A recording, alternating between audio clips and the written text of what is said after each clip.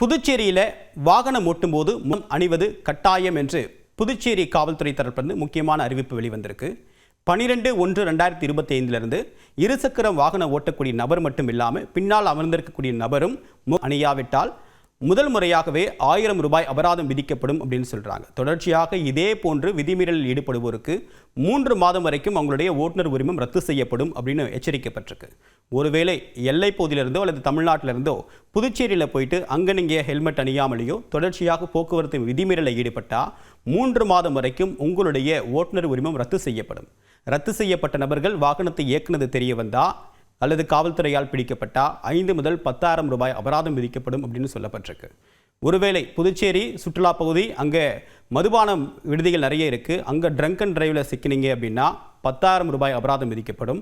கூடுதலாக இந்த அபராதத்தை நீங்கள் அங்கேயே செலுத்த முடியாது, நீதிமன்றத்திலாம் போய் செலுத்தணும்னு சொல்லியிருக்காங்க. ஸோ இத்தனை நாட்களாக கடுமையாக நடைமுறைப்படுத்தப்படாமல் இருந்த சட்டம் இன்னையிலிருந்து கடுமையாக்கப்படும், கண்டிப்பாக பின்பற்றப்படும்.